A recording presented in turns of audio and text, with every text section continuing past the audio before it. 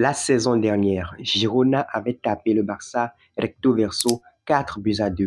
Mais cette saison, le Barça s'est vengé. Le Barça a humilié Gérone 4-1. Débrief à chaud.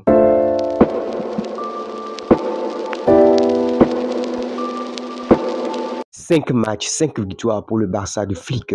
Le Real Madrid avait gagné hier, il fallait réagir aujourd'hui. Et là, le Barça a assuré le show. Bienvenue les amis dans ce débrief de la victoire importante du Barça face à Gérone. Et c'est ça qu'on aime voir du côté du FC Barcelone. Une équipe qui commence le match avec un pressing très intense. Le Barça a pris Gérone par la gorge. Pedri et Casado ne voulaient même pas laisser les joueurs de Gérone toucher le ballon. Et c'est ça qu'on aime voir. Un Barça qui est très entreprenant. On voyait certaines sorties de balles exceptionnelles. Des décalages se faisaient rapidement. Il y avait beaucoup d'espace dans le jeu. On n'avait pas un jeu avec beaucoup trop de passes, un jeu sans mouvement. On avait plutôt un jeu avec beaucoup de mouvements, beaucoup de pressing, surtout à la perte de balle.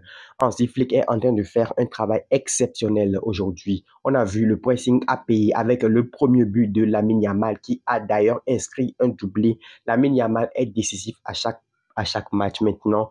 On ne le dit pas assez. C'est un joueur qui ne force pas, mais à chaque match, mine de rien, il est décisif. Les gars, que dire du match de Jules Koundé aujourd'hui qui a été énorme, que ce soit son travail offensif ou son travail défensif.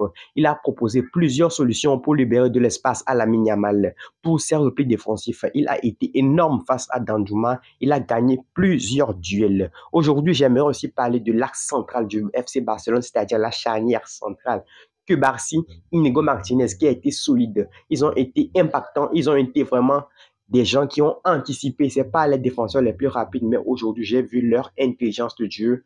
Inigo Martinez, en début de saison, je n'avais pas confiance en lui, mais vu ces matchs, c'est assez correct, c'est assez moyen. Je pense qu'on peut s'en sortir pour l'instant avec lui. Et que dire du match de Dani Olmo aujourd'hui encore, qui a sorti un match de patron, a marqué un but de tueur. Voilà ce qu'on entend d'un 10, d'un mec qui joue au poste de 10 au FC Barcelone. J'espère que sa sortie n'est pas trop grave. J'espère que c'est par précaution parce qu'on a besoin de ce genre de mec pour la suite de la saison. Les gars, aujourd'hui, j'aimerais aussi mettre un accent sur Lewandowski aujourd'hui. Vous avez vu aujourd'hui, avec le système de 11 sifflets, que tu n'as pas forcément besoin d'un neuf qui est au top de sa forme. Aujourd'hui, Lewandowski a eu des occasions. Il a raté plusieurs aussi, mais aujourd'hui, ton neuf ne marque pas, mais tu marques 4 buts dans le jeu. Franchement, c'est un très bon niveau. Le Barça a affiché un très bon niveau.